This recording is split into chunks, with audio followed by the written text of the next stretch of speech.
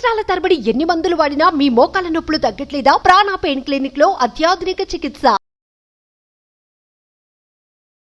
Hello Ram sir. Hi Nagarjuna. దరిద్రాన్ని ఎలా face చేయాలి? దరిద్రం అనేది మన అనుభవంలో ఉండొచ్చు, ఆలోచనలో ఉండొచ్చు.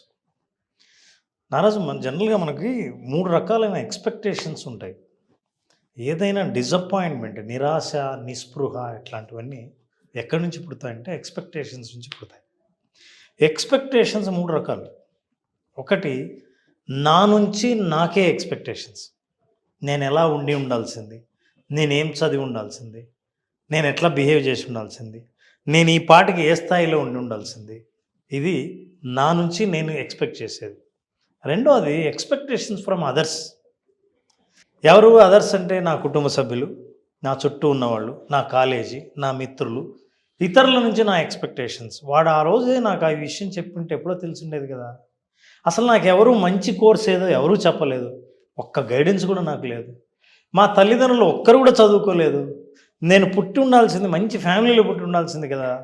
ఇవన్నీ అదర్స్ నుంచి ఎక్స్పెక్టేషన్స్. అండ్ మూడవది ఎక్స్పెక్టేషన్ ఫ్రమ్ ద వరల్డ్.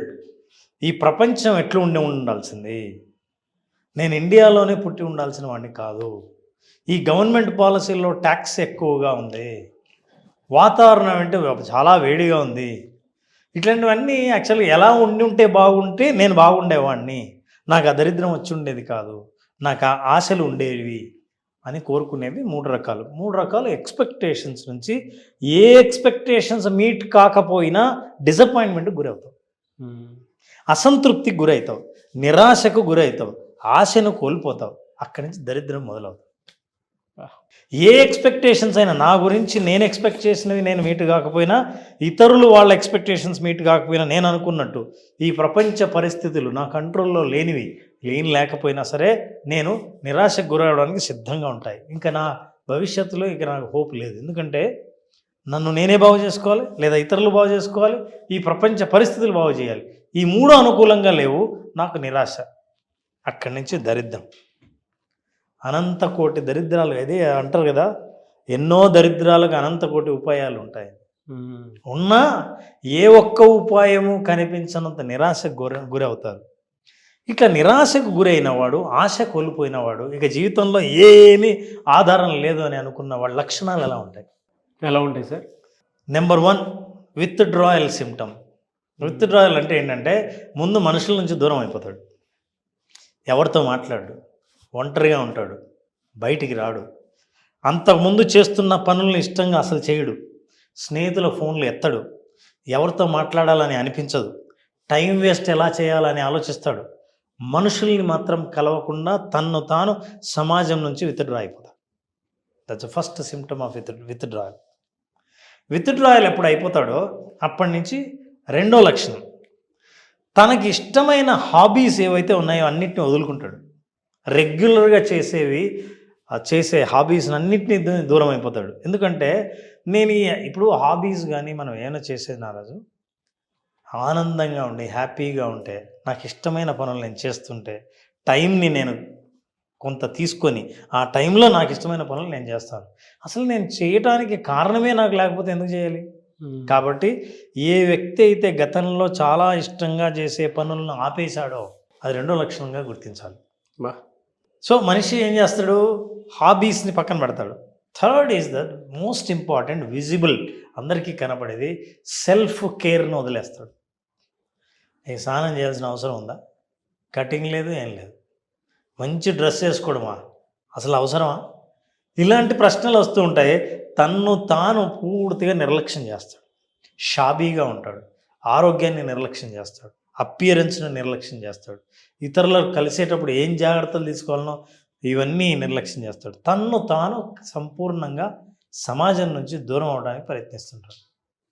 ఈ లక్షణాలన్నీ మనిషికి ప్రదర్శిస్తాడు, కంటికి కనబడతాయి.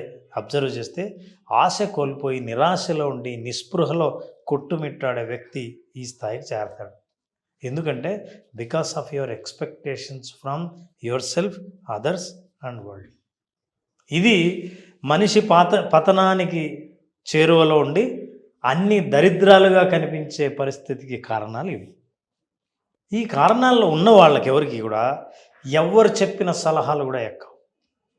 మంచి చెప్తున్నా సరే, అందుకే చాలామంది కొంతకాలం తర్వాత అరే ఈ విషయం నాకు ఎప్పుడో చెప్పి ఉండొచ్చు కదా, ఇప్పుడు చెప్తున్నావు ఏంది అంటారు. ఆ చెప్పేవాడు ఏం చెప్తుంటే, అరే నీకు 100 సార్లు చెప్పావు, నువ్వు అసలు వినిపించుకుంటేనా, వినిపించుకునే స్థితిలో ఉన్నావా నువ్వు, అప్పుడు అసలు ఎంత చెప్పినా వినే స్థితిలో ఉన్నావా, అప్పుడు లేడు. So he discard, ignore every suggestion, అన్నీ పక్కన పడేస్తాడు. సో ఈ లక్షణాలు ఉంటాయి. ఈ లక్షణాల్లో దరిద్రాన్ని ఇంకా దరిద్రంగా మార్చుకోవడం తప్ప దీని నుంచి బయటపడడం చాలా కష్టం. ప్రయత్నిస్తే తప్ప, కోరిక మారితే తప్ప, నేను ఏ స్థితిలో ఉన్నానో నేనే గుర్తిస్తే తప్ప మనిషి బయటపడలేడు. ఒక్కసారిగా గుర్తించిన తర్వాత ఈ లక్షణాలు, ఎస్ నాలో ఉన్న ఈ లక్షణాలు, చాలామందికి ఉన్న పరిస్థితి చెప్పి సహాయం తీసుకోవడానికి కూడా అమ్మో మా నాన్నకు తెలిస్తే నా వద్దు, వాళ్ళకి చెప్పకూడదు. ఫ్రెండ్స్గా నేను ఇప్పుడు ఊర్లో వెళ్ళి నా ముఖం చూపించారంటే అందరు ముఖాన్ని ఉమ్మేస్తారు. ఈ భయాలన్నీ మనిషికి కలుగుతాయి. ఎందుకంటే నిరాశ, మనిషి ఏదైనా సాధిస్తానన్న ఆశ కోల్పోయిన తర్వాత నీకు లోపల ఎంత దరిద్రాన్ని భావిస్తున్నావో ఎదుటి వాళ్ళ ముఖాల్లో నీ దరిద్రాన్నే చూస్తున్నట్టు నువ్వు అనుకుంటూ ఉంటావు. అందువల్ల అవన్నీ డిస్కార్డ్ అయిపోతాయి. ఒక్కసారి మనిషికి తెలిసిన తర్వాత ఇది నా పరిస్థితి, ఇక్కడి నుంచి బయటికి రావాలని అనుకుంటే చేయవలసిన పని ఏంటంటే, నెంబర్ 1, మీరు ఎన్ని గంటలకు నిద్రలేస్తున్నారో సహజంగా మీ బాడీ సోమరితనంతో పర్వాలేదులే ఏం చేసేది లేదు కదా ఇప్పుడు లేద్దాం అని అనిపిస్తూ ఉంటుంది.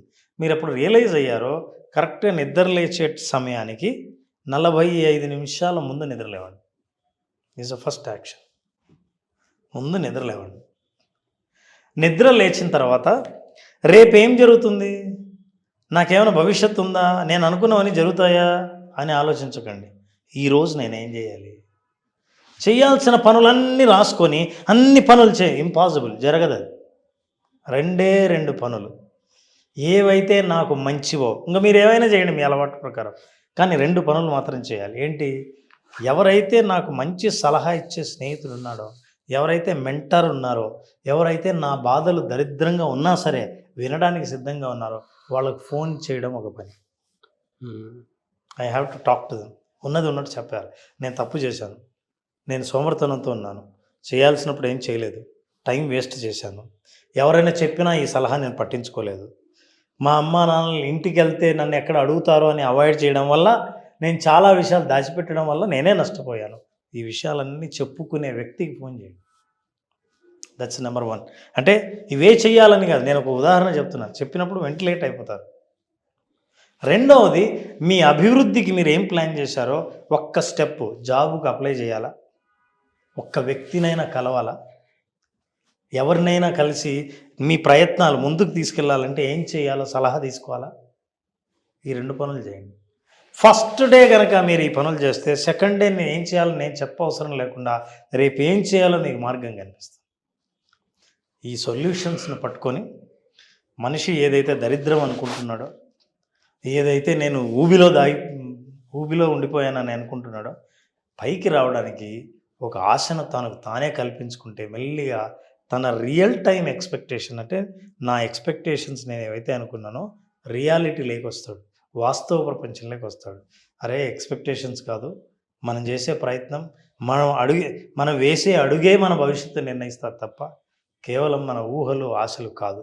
కాబట్టి యాక్షన్లోకి దిగాలి. I must act on something అని ఫస్ట్ థింగ్ 45 మినిట్స్ ముందు లేవండి. ఒకరికి ఎవరికైనా మీ బాధల్ని మీ తప్పుల్ని అన్నీ వాళ్ళకి చెప్పుకునే వాళ్ళకి ఫోన్ చేసి చెప్పండి. మూడోది, ఎవరైతే మీకు సరైన దారి చూపించగలరో అట్లాంటి మెంటార్తో మాట్లాడండి. మీ భవిష్యత్తు నిర్ణయింపబడుతుంది. ఫెంటాస్టిక్ నాలెడ్జ్ అన్న, no words to say sir, పర్ఫెక్ట్గా చెప్పారు. 2 సార్లు చూస్తే వీడియో ఓకే, నేను ఎక్కడి నుంచి ఎక్కడ వరకు వెళ్ళాలి, ఏం చేస్తే బాగుంటుంది అనేటువంటి ఆలోచన మాత్రం డెఫినెట్గా వస్తుంది. Thank you so much Ram garu. Thank you Naraj, thank you. Suman టీవీలో మీ పర్సనల్ అండ్ బిజినెస్ ప్రమోషన్స్ కోసం కింది నెంబర్కి కాంటాక్ట్ చేయండి.